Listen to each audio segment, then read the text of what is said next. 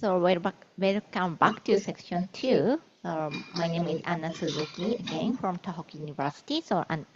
I will be chairing this session.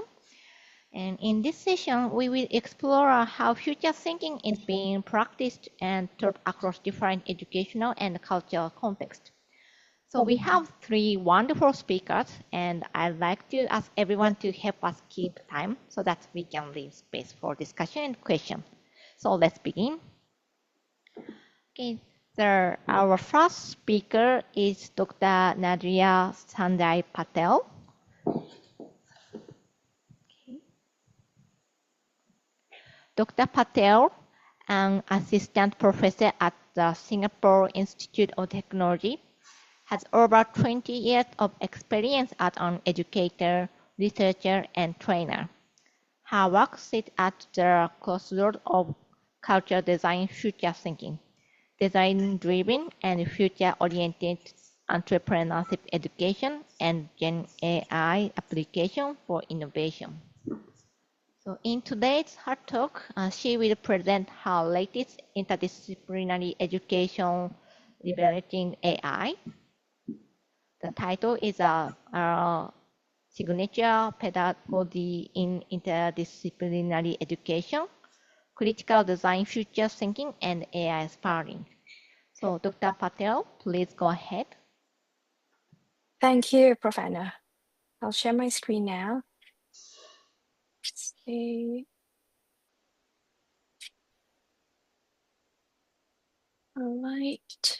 Got to make that larger. All good? Yes. Perfect. Okay. Thank you. Thank you so much, everybody, for having me. Please forgive me. Just like Masaki, it is almost 1 a.m. here in New York. So I'm a Singaporean in New York at the moment. So I will first try to keep time. And second, if I'm beginning to be incoherent, please just unmute and ask me a question in between my sharing. I'll be happy to start a discussion. I was thinking that I would start with rewilding. It was so intriguing for me that I had to think about it and articulate it into some couple of thoughts. And I did share it with LinkedIn as quickly as I could. I thought that I love the fact that it is made into an action of reworlding. So it's like as if this act or this practice of making alternative scenarios or worlds, and I started to play with alliteration like discernible, because the work that I do involves a little bit of like cognitive science when it comes to thinking.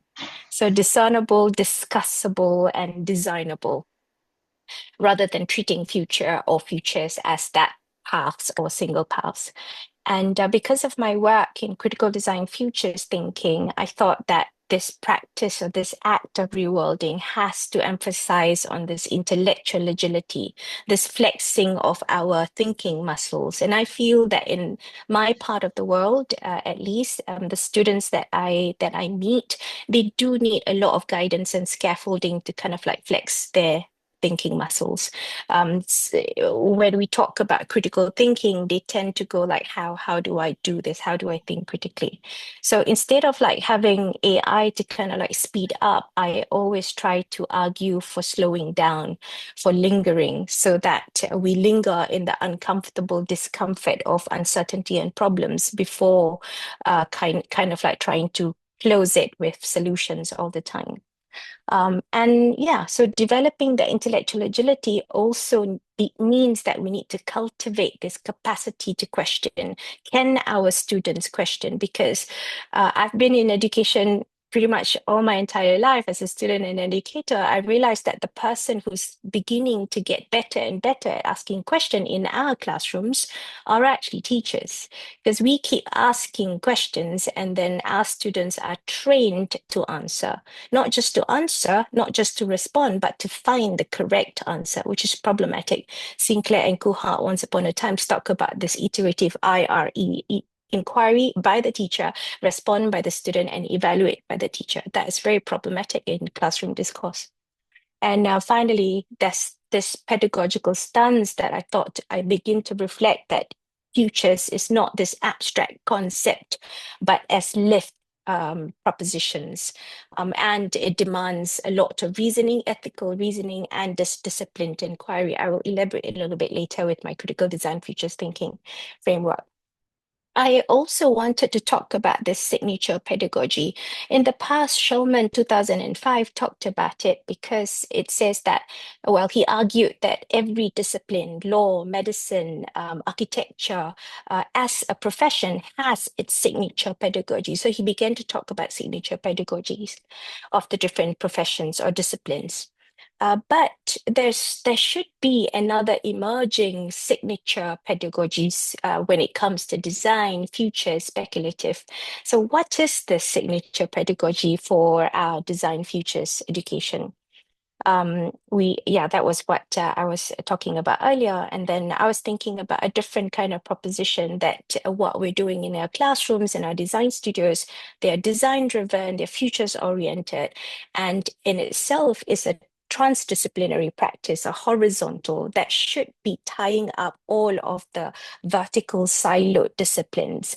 And I argue that design futures could be there ought to be that signature pedagogy for that horizontal. I am blessed to be working with a couple of other editors, and this is under review for a co-edited publication where we look at Shulman's three intertwined levels. What could that signature pedagogies be like in our various, Asian, Western, and different hemispheres, parts of the world, in terms of our signature pedagogies when it comes to design-driven, futures-oriented work. So Shulman talked about surface, deep, and implicit. So I'm not going to read it out loud, but I'm hoping that in the recording, delegates can actually have a look. Actually, in literature, surface could be tied to habits of the hand. Like as a discipline or as this design-driven, futures-oriented, what could the surface structures be? What could your design studio be like? Or if students are here today, how do you envision your learning environment to be like? Deep structures could be habits of the mind where we think about the knowledge. How do we reason? How do we unpack assumptions? So this knowledge and know-how are really about the habits of the mind. An implicit structure for Shulman, some scholars also refer to it as the habits of the heart. So at the core, what is your philosophy? At the core, what are your values and your beliefs? So I've been unpacking on this couple of terms. Next, I'm going to talk to you about my favorite framework. I'm not biased at all. Some of my colleagues said that my diagram looked like a barbecue squid on a stick. So that's another Asian kind of like reference, food reference always. It does look like a barbecue squid on a stick. Anyway, what I attempted to do was that in my work in Singapore Institute of Technology, I have this university-wide module called Interdisciplinary Design Innovation. This module means that all SIT students, 3,500 of them have to clear the 6-credit module. And these are not design students. They do not study design. They do not study speculative design. They do not study features. They do not study. It's because the university does not have a design degree program. So I have to think, or we, the team, have got to think about design as that horizontal. How do we bridge? How do we bridge all of these students from varied disciplines who do not have core design training in their program, but still consider this design-driven, futures-oriented approach to their, profession or their future of work. So what I've done is that a long time ago, I started work on critical thinking, and every time I talk about it, I always say that like 20 years ago, when I asked students, what is critical thinking to you? And in true Singapore style, in a very Singlish accent, the student said to me, "Cha," which is short for teacher, think harder, lah, right? With the filler la. So think harder, and the student gesture this way. It's like as if with this gesture, there's criticality of thought already in their work. So I realized that thinking is not visible, it's not explicit for our students. And definitely not accessible because many of the students say, oh, I'm just an average student. I can't do critical thinking. And that was many, many years ago. And I was like on a life mission that this cannot happen. Thinking is for all. Criticality of thought can be achieved by all. So long story short, I looked into design thinking and futures thinking. And then I was like, why is everyone not talking about the thinking bit as the common denominator between the three? So I looked at that. So what happened was that, okay, I'm also going to like breeze through this. It's kind of like an approach to combine all of those. Some colleagues asked me, hey, you missed systems thinking, but that's another argument for another day because I thought that CDF is quite encompassing. I do have a number of research work that I could share if we have time, but I thought that in this day and age, whether it's VUCA or Barney, I really think that we do need a breed of new thinkers and innovators. Thinkers first, then innovators second. So I started to look at we talk about what ifs a lot in futures work. We ask a lot of how might we's. And then I ask, what if we have more than what ifs? What if we have more than just that one question starter? And then I realized that in each so-called modality of thinking, what literature of critical thinking is say, what are the principles in critical thinking? What are the principles and concepts in design thinking? What are the principles and concepts in futures thinking? And what I did was I meticulously tagged every question starter that I can think of to these principles. And then if you look at the framework, the figure here, the gray boxes are the question starters. And using this as like the core conceptual framework, I designed, talking about design, I kind of like DT my own pedagogical approach. I designed quite a number of prototypes. It started with that wheel, and that wheel is just it's a game for little ones to spin. And I also found an online version where teachers actually put students' names and then randomize the wheel will spin and randomize the call for students. What I did was that I put the question starter in the wheel and then it randomizes the questions. So what students begin to realize is that they say, Prof, I can't ask a question with what if, or I can't ask the question with who else or what gives because the question is incomplete. So students are expecting me to pose the question and then they want to answer. But I keep telling them that this is a mindset shift because you've got to ask your own questions. And I was super excited when the three other speakers spoke earlier, and I wrote it all down in my notes here because Prof. Anna, you mentioned about not about answers, but it's really about query. And in the misalignment, there's an opportunity to create, and framing is key. And again, speaker number 2 also talked about the yin and yang, and speaker 3 also spoke about not envisioning the future, but to query futures as provocation. I wrote all these notes down because I was really, really excited about this disciplined inquiry that I've been looking into. So because I was so fascinated about the early successes of the question starters because students begin to practice, students begin to internalize these question starters, that I started to design more and more prototypes. This is the latest prototype for a game that I developed based on the research papers that I've written. And the game uses the game mechanics or the game mechanism of force association or random association type of technique. So same conceptual framework where the cards have got critical question starter, design question starter, and futures question starter. And these are cards with the exact same question starter you see in the early prototype of the wheel.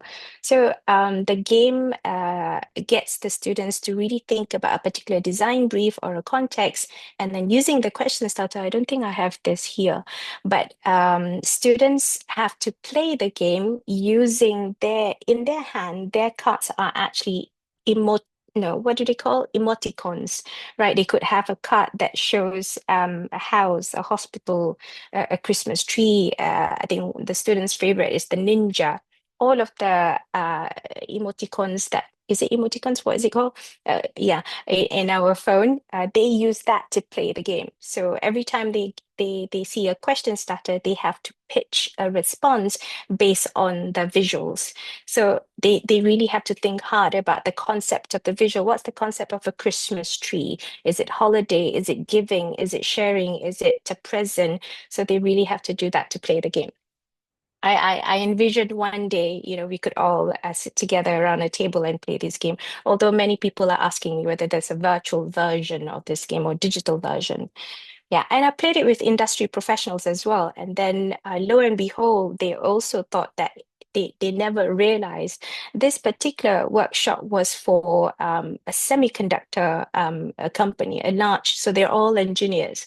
And they were surprised when I pulled out the deck of cards and but at the end of the day, they realized that the question starters was so easy to internalize that they begin using the question starter to kind of like whether they were reframing the problems that they face in their organization or their company, or they use the question starters to then ideate. Yeah. So I'm going to breeze through these because I've got many examples to share. Oh my gosh, time is passing by so fast. This is how I kind of like scaffold the students. Each wheel is for the question starters for critical thinking, design thinking, or for futures thinking. And at various parts of the module or the various seminars, I get the students to work on certain activities using the question starters. And students really were able to use the question starters as, I think, cognitive prompts, really encouraging them to think deeper, think harder. And before this, they don't really know where to begin, but now they're able to articulate their reasoning. And much of the work also involves the concept of, reframing, not just to be very quick about what the problem is and then zoom straight to a solution. So the question starters have been really helpful there. And then another prototype, I realized that, okay, AI is here to stay. So what happened was I got to work on a project that's funded by the Ministry of Education in Singapore, where I designed this AI coach. So I wanted to see how, as a design instructor, I could coach my students with, a very dialogic approach using the question starters. And I realized that, students do need consults, and I cannot consult them 24/7. So the practical motivation is that this virtual AI coach could do that same consult for the students. And with a human-computer interaction angle, I could go on and on about the system architecture and the system prompt for this coach. But let me show you how it looks like. This is like a snapshot of a student sparring with the AI. So the students say that, look, I want to redesign public transportation system. And the challenge is this, and want to consider future scenarios and future personas. So the way the bot respond to the students is it's not really answering. It gives certain nudges. It tries to demonstrate its understanding and positive affirmation, but the bot itself is designed with intellectual empathy and human-centeredness. And there's always a bit of nudging when it comes to mindsets or mindset boost. The reason I'm looking into that is also because of, well, Shulman's habits of heart, habits of mind. And I'm also looking at not just skills, but also dispositions or mindsets. Like as futures thinking, some scholars also talk about the dispositions more than just the skill of futuring. Yeah, and the bot also making the unseen seen also allowed the students to generate images. So these are the students' work, right? So I use many prototyping materials to get the students to visualize what is it that they're unpacking. The module itself is worth 10 weeks long. I meet the students every week, and it will really go in depth into really looking at, sense making, really looking at pairing actual interviews with people or desktop research, and then prototyping, a lot of reframing exercises for them to really get to the core problem statement that they want to work on, and then coming up with a prototype for the present before I push them into prototype or artifact of the future. Yeah, so Lego serious play, sketching, whatever prototyping modality that they want to use, they looked at solving kind of like reframe problems, problem statements. And this particular group of students actually looked at their own profession. I think they were physiotherapists and occupational therapy student, really looking at some of the challenges of their profession and really thinking about what role they can play if they were to design an artifact of the future that can help their work. Yeah, these are some of the interesting projects that the students have got. Yeah, so this is an example of a full deck. I'm just going to breeze through them. They really think about the scenario, what are the challenges that we face. So I really teach them in terms of trends, drivers, what are the strong and weak signals that they're seeing. The sense making is really made explicit with the question starters. Yeah, and really forcing them to really think critically. So I started work looking into mindset shift, looking at critical thinking dispositions, design thinking disposition. And then now I'm starting to look at futures thinking mindset shift. What does it look like? So I look very, very quickly, if you're interested, I look at foresight styles assessment. These are 6 original foresight styles. Are students identifying themselves as a futurist, activist, opportunist, flexist, right? And then I looked at also, this is actually quite key in my research work, because it's argued that how students habitually approach the future, that means their orientation and the behaviors and emotional stance, is as important as cognitive skills. So that was fascinating for me. So after looking at Dian's 2009, I looked at Chen's 2021, where Chen and others talk about the dimensions of futures thinking when it comes to change agency, transdisciplinary systems view, long-term thinking. These are quite a number of dimensions that I was looking into. And some of that, of course, it's a survey instrument, and I get the students to really look at these statements and respond to them before and after, so 10 weeks long. So they really looked at it before they even start the module, and at the end of the 10-week long, they respond to the same module again. That looks like the numbers there. This was an early data, and there were already 700 over respondents there. By now, we would have reached thousands already, and the numbers are really, really promising. A quick discussion there, we can see that the sparring with AI, but I have a lot of disclaimer with the AI, though, that the AI that the students use in my module isn't actually a typical general chatbot type of AI. The AI is specifically designed for the module, and the main thing is that it is non-answering, argument-aware type of system architecture. The same CDF conceptual framework underpins the AI. So the faculty role is redefined to this coach of intellectual sparring, and that there are moderation that shows that the design thinking and the futures thinking gains plateau without the criticality or the critical thinking foundation. And this is also, as a context, SIT students have to go through a critical thinking only module before they reach my interdisciplinary design innovation module. Yeah. Some takeaways, when students think about a problem, they go straight into solution. And I always tell them that you run the risk of getting to a solution, but in seek of a problem. So that's going to be quite problematic, right? The world has got too many things already. Why come up with another product innovation thing only to realize that it doesn't solve much? Yeah, so I challenge them to really linger in the discomfort of the problem before they get to a solution too quickly. So from certainty to this calibrated curiosity. And I really feel very, very strongly about this discipline and inquiry to be the very foundation of intellectual agility. Yeah, and two other points of takeaways there. Perfect. I finished. How was I for time? Thank you, everybody.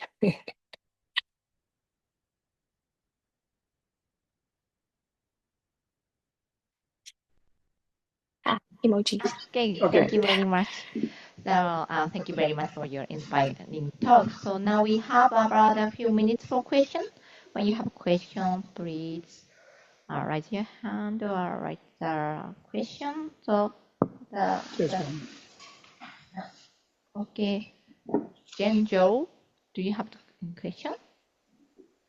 Yes, hi. Thank you so much. Hi from Singapore as well. Um, Hello. yeah, hello. I'm generally very curious about the section where you mentioned about criticality thinking and to kind of provoke question from the students, Mm, etc. I'm just wondering on that layer, did you encounter any sort of like challenges on like to kind of bring in the mindset of students of how they mm, form a meaning before they right. form a Mm, meaning and understand their mm, kind of interpretation of a certain thing before they pose the question. And this question is mm, also mm, similar to Anna's talk, where mm, when you guys mm, mentioned about reconstructing mm, dialogue, mm, how mm, much of the mm, narrative change and sense making or like meaning mm, making for a person to mm, interpret mm, how they shift their mindset or how they change mm, the dialogue. Like mm, I'm just interested and curious if there's mm, any encountering of such instances and mm, how do you guys mm, yeah deal with it? mm. Wow, I love that question actually. It's a very challenging one to really have the answer for it. In some sense, I think the sense making, the very skill of inferences can actually be daunting for students. I mean, we have inferential type of questions from primary school, but when they get to higher education, they feel like as if first they're really very fearful of making sense of something or distilling an insight for fear of, maybe it's not that great. So what I did was that I kind of like tried to balance between the sense making and the curiosity, the calibrated curiosity. For me, I am leaning more and I realize that the students gain more confidence when they begin to ask questions that do not know an answer. That means I do not prioritize the sense making. I know in our design studio, sense making is very crucial, but I realized that to get to sense making, the calibrated curiosity has to be there first, because with that they gain the confidence that, hey, I actually asked a good question. It's okay, I don't need to have the answer, because it's not about the seeking answer that's important. So lingering in that uncomfortable discomfort of not knowing is what I relish in the classroom, and I make it as fun as possible, with the games, with the wheel. As much as possible, I get the students to just throw a question after another, and then they realize that they start suddenly beginning to see abstracts, concepts linking. When they ask questions, they are able to link concepts, and that's when they realize the sense making is happening. Um, yeah, I don't know Interesting. whether that answers the Yeah, question. definitely. Thank you. And Yeah. from that, just a Mm, quick comment from me. I also see maybe some sort of tension of mm, students having like mm, not much of worldview yet, a formed worldview mm, or mm, much of a mm, past experience yet, mm. past life experience yet, but they lean on Yes, curiosity yes, versus adults who have yes, a lot of past yes, and trauma, not trauma, but like yes. history to carry and how much they form Mm, a sense of future mm, imagination from their past versus mm. curiosity. So that's sort of my Yes. takeaway from so many of you guys. So Mm. this has been interesting. Oh, yes, thank you. And I think earlier, speakers also talked something about, yeah, the future of family and all of that. In Yeah. SIT, the module also integrates Design Your Life. So Bill Barnett's and Evan's work on Design Your Lives, a Life Design Institute in Stanford, right? So what we did was we twisted and make it into Design Your Futures. So instead of having a persona to empathize, they begin to empathize with themselves. What if I empathize with myself? How can I design my life, or how can I design my futures? Having that calibrated curiosity on the world, their view, and having changing their frames, I also get them to reflect inward. Yeah. Thank you. Super interesting. Thank you so Thank much. you. Thank That's you all very from me. much. Great discussion. But now time is coming. Yeah. There's a few question in the chat. So please check the chat and answer the question. So now we want to move to the next speaker. So now let's thank you, Thank Nader, you. again. Yeah, thank you very much.